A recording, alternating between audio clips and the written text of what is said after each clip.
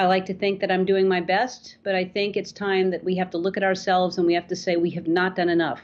It's an understatement to say that nobody understands the real Ellen DeGeneres. Her friends claim she's a saint and one of the best people they know, while others think she's mean, cold, and cruel. The recent controversies that she figured in only serve to magnify just how polarizing of a character the talk show host really is. So today, let's take a look at the fact that not one person in this world understands the real Ellen DeGeneres. But first, a simple reminder on how to enter our brand new giveaway. We are giving away either an iPhone X Max, the new iPad mini, or a MacBook Pro. It's all your choice. So be sure to leave a like, comment the keyword, subscribe, and turn on notifications to enter the giveaway.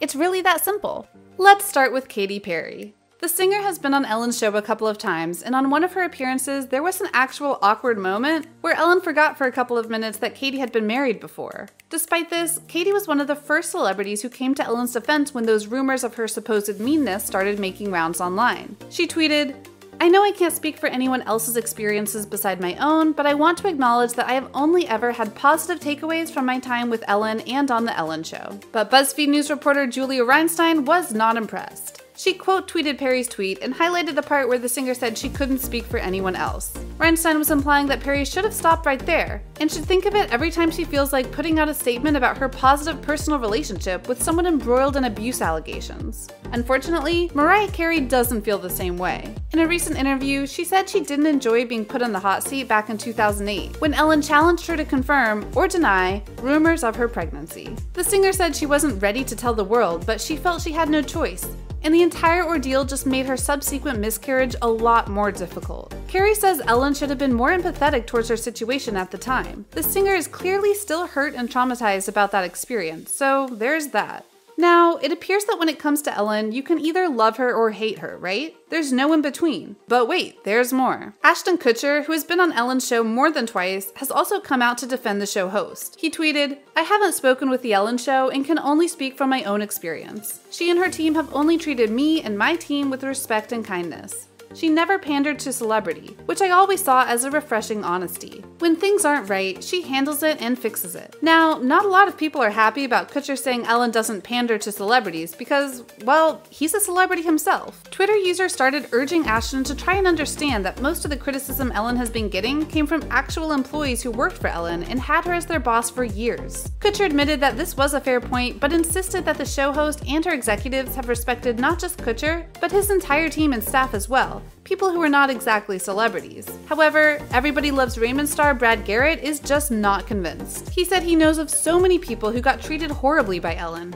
mostly her own staff. In fact, he says it's common knowledge that Ellen just doesn't care that much about other people. That's sad because everyone knows the Ellen Show could not run with just Ellen. If those allegations of horrible workplace culture are true, then DeGeneres should really learn how to value her people more. Still, we can't seem to find two people in agreement about who the real Ellen DeGeneres is. But music manager Scott Brown thinks he knows why people always seem to be out to get Ellen. In a series of tweets, Brown described the show host as one kind, thoughtful, and courageous human. He tweeted, "People love to take shots at people. They love to see people fall. How quickly so many forget. Ellen is a kind, thoughtful, courageous human being who stands for what is right and highlights on her show the best of us. She has helped change the views for equality." That last part is undeniably true, as Ellen is one staunch LGBT member and gay rights advocate. But some netizens pointed out that all her efforts were erased by the fact that she was seen in public rubbing elbows and being all too friendly with George W. Bush, a known critic and opponent of those who were in favor of same-sex marriage. But Brown continued the tweet by saying, "Needed to say this as I know firsthand how she helps so many when we are watching and when we are not. She isn't about what is popular, she is about what is right." To which many fans asked, wasn't it Ellen herself who defended her friendship with Bush by saying people should be able to reach across the political aisle to be friends? So much for being right rather than being popular, no? The lack of A-list Ellen supporters actually prompted Argentinian polo player Ignacio Nacho Figueres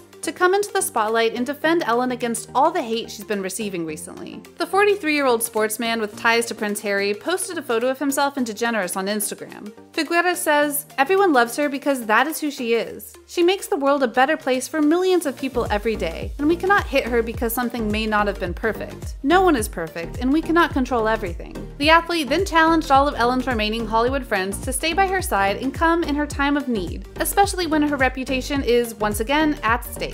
The The Polo star went on by saying, "The world has become a very dangerous place because it seems that we cannot make anything right. If I'm going to be criticized for defending someone that I think deserves to be defended, then so be it." But contrary to what Nacho Figueres says, clearly not everyone loves the celebrity diva. Who better to represent the opposing side than podcaster Kevin Porter, who started the class action social media suit against the famous celebrity host. You can say that every point of contention against Ellen's character has been sparked by Porter, who waged the Twitter war against DeGeneres. This happened on March 20th when Kevin Porter tweeted, "Right now, we all need a little kindness."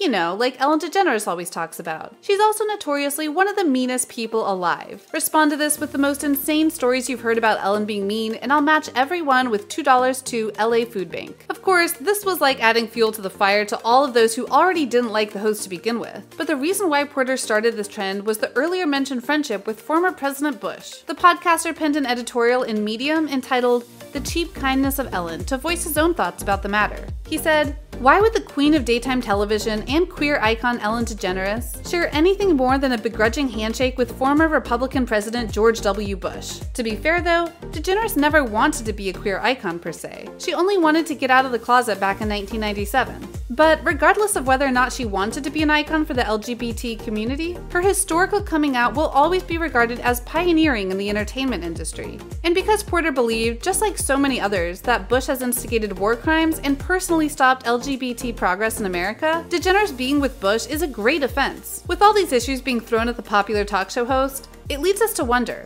where does Portia de Rossi fit in with all this? Take note that Rossi and DeGeneres have been married for 12 years, and prior to that, they'd been dating for 4 solid years since 2004. Just like Figueres, Portia posted a photo on Instagram back on August 4th to show her support to her longtime partner. It was just the sentence, "I stand by Ellen." The caption says, "To all our fans, we see you. Thank you for your support. Hashtag stop bot attacks." And that's about it. Personally, this feels kind of inadequate given the fact that Portia is Ellen's wife, right? I mean, why wouldn't she defend her wife more than that? Honestly, the thing is, Portia and Ellen might be having another rough patch in their relationship, and rumors of divorce have once again surfaced just this year. OK Magazine Australia recently revealed that the couple bought a $43 million mansion in California, but only de Rossi moved in. The magazine went on to cite a source who told them that the reason for their latest marital dispute was the fact that Portia wanted Ellen to retire, but the latter refused. However, the issue was later debunked when it appeared that Ellen and Portia were in fact in quarantine together. Maybe they're patching things up? Maybe Portia just didn't want to go through the divorce knowing that Ellen is already in a bad place. Who knows? Now, one person who might actually be able to understand the plight and concerns of Ellen is her loving and supportive mother,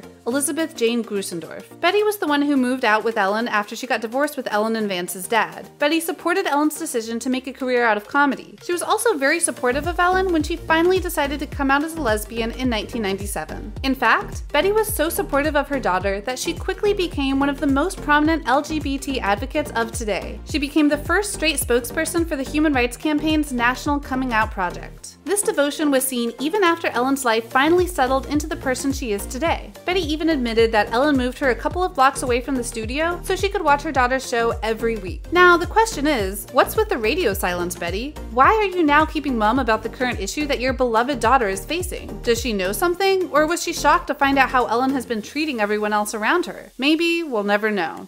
Anyway, that wraps up the video. Thanks for watching, and I'll see you in the next one.